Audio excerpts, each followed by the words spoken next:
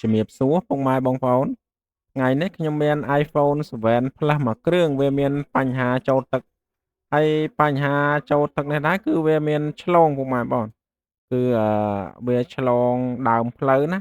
ហើយសម្រាប់ការឆ្លងដើមផ្លូវនោះដែរគឺយើងកំណត់សម្គាល់អញ្ចឹងពុកម៉ែបងគឺយើងកាប់ power supply ពេលដែលយើងកាប់ power supply ទៅគឺវាឆ្លងណា គឺវាឆ្លងកោបឬមួយក៏ឆ្លងនៅក្នុងកម្រិតណាមួយក៏យើងហៅថាអានឹងឆ្លងដើមផ្លូវដែរ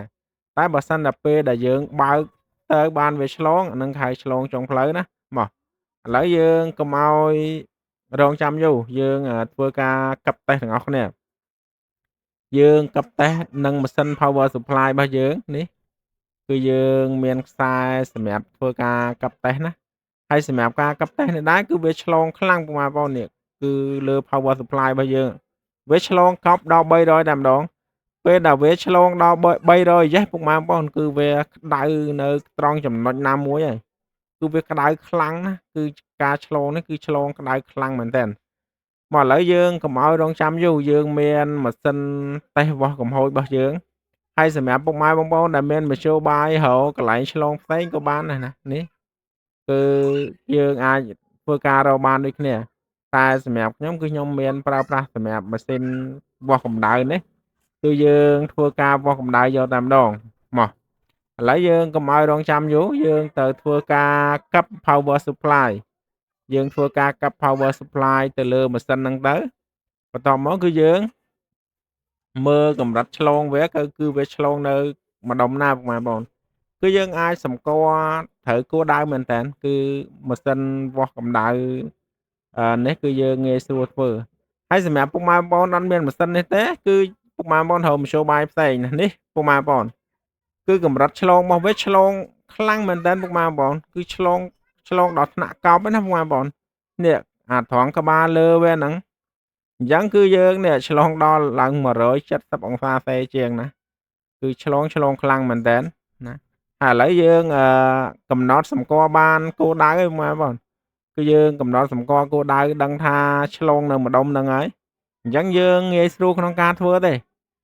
គឺពេលដែលវាឆ្លងអញ្ចឹងយើងដឹងថាឆ្លងខាងលើហ្នឹងហើយគឺយើងគោលដៅយើងគឺយើងទៅធ្វើខាងលើហ្នឹងតែម្ដងយើងអត់បាច់ទៅវាស់វែងឆ្ងាយទៅរកកន្លែងផ្សេងទេណា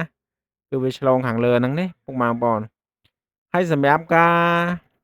ឆ្លងខាងលើនេះដែរគឺយើងប្រើអ៊ុំម៉ែត្ររបស់យើងពុកម៉ែបងប្អូនគឺយើងប្រើអ៊ុំម៉ែត្រដើម្បីវាស់ណាដើម្បីវាស់ក៏ប៉ុន្តែអានេះវាឆ្លងខ្លាំងមែនតើដល់ថ្នាក់នេះខ្លោចកងដងវាមួយពុកម៉ែបងប្អូនអញ្ចឹងវាឆ្លងនៅកងដងមួយគ្រាប់ហ្នឹងហើយគឺវាឆ្លងដល់ថ្នាក់ឡើងខ្លោចណា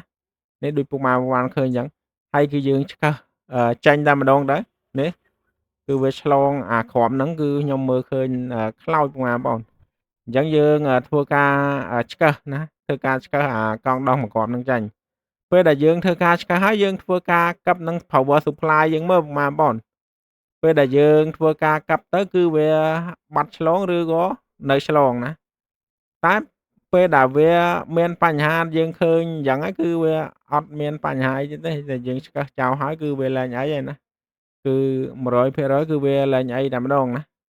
មកឥឡូវយើងកុំឲ្យរងចាំយូរយើងទៅកាប់តេស្តមើលទាំងអស់គ្នាតើម៉ាស៊ីននេះវាឆ្លងទៀតឬមួយក៏អត់ពេលដែលយើងរកឃើញអញ្ចឹងពេលដែលយើងឆ្កឹះចោលទៅណាមកឥឡូវធ្វើការកាប់ហើយនេះពុកម៉ែបងប្អូនអញ្ចឹងការឆ្លងរបស់យើងគឺយើងឃើញហើយពុកម៉ែបងប្អូនគឺនៅខាងលើហ្នឹងគឺយើងឆ្កឹះចោលទៅគឺវាលែងឆ្លងហើយណាមកឥឡូវយើងទៅតេស្តនឹងម៉ាស៊ីនរបស់យើងណាគឺម៉ាស៊ីនវាស់កម្ដៅរបស់យើងតើការធ្វើហ្នឹងតើវានៅមានកម្ដៅអត់តែជាក់ស្ដែងគឺ power supply អត់ឆ្លងផងម៉ែបងមានរឿងអីដែលវានេះ power supply អត់ឆ្លងឯងមានរឿងអីថាវាឡើងកម្ដៅប៉ុណ្ណឹងគឺយើងបានជោគជ័យមួយដំណាក់កាលហើយម៉ែបងគឺយើងមិនបាច់ទៅធ្វើអីទៀតទេបើ power supply វាលែងឆ្លងហើយយើងនៅតែធ្វើតេស្តចូលបតប្រៀបចូលម៉ាស៊ីនហើយគឺយើងធ្វើតេស្តម្ដងទៀតដើម្បីឲ្យដឹងថាវាឆ្លងចុងផ្លូវឬមួយក៏អត់ឥឡូវការធ្វើការតេស្តអំពីរបៀបឆ្លងដើមផ្លូវគឺយើងធ្វើហើយ តឥឡូវយើងទៅមើលអំពីរបៀបឆ្លងចុងផ្លូវបន្តិចបងប្អូនហើយសម្រាប់ការឆ្លងចុងផ្លូវនោះដែរគឺយើងធ្វើអញ្ចឹងយើងកឹប power supply យើងចូលពេលដែលយើងកឹប power supply យើងចូលហើយយើងចុចមកពឹកបងប្អូនយើងចុចមកពឹកអត់ចុចបើកទេណាយើងគ្រាន់តែចុចម៉ាស៊ីនហ្នឹងមកពឹកហើយយើងទៅមើលpower supply របស់យើងតើវាឡើងដល់កម្រិតណាតាមជាក់ស្ដែងម៉ាស៊ីនធម្មតាគឺវា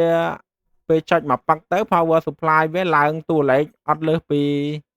100ជាងឬក៏100បងប្អូនគឺអត់មានបញ្ហាទេសម្រាប់ Seven Plus នេះ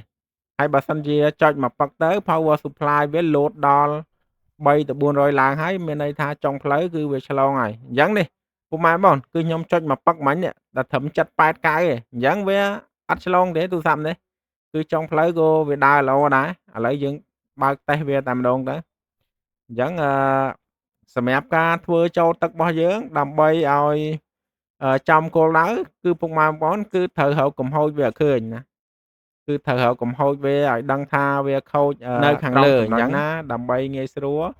ក្នុងការតាមដានរបស់វាដូចទូរស័ព្ទនេះអញ្ចឹងការឆ្លងរបស់វាគឺនៅខាងលើអញ្ចឹងយើងរកឃើញយើងធ្វើចំតែមួយគឺបានតែម្ដងហើយសម្រាប់អាចឆ្កឹះចេញមិញគឺយើងដាក់វិញពុកម៉ែបងប្អូនយើងមិនមែនអត់ដាក់ទេតែខ្ញុំមិនបានថតឲ្យពុកម៉ែបងប្អូនមើលសម្រាប់វីដេអូនេះគឺមានតែប៉ុណ្្នឹងទេពុកម៉ែបងប្អូនជាចុងក្រោយកុំភ្លេចជួយ Subscribe Channel មួយផង Follow Page Like Share ដើម្បីជួបគ្នានៅវីដេអូក្រោយអរគុណជំរាបលា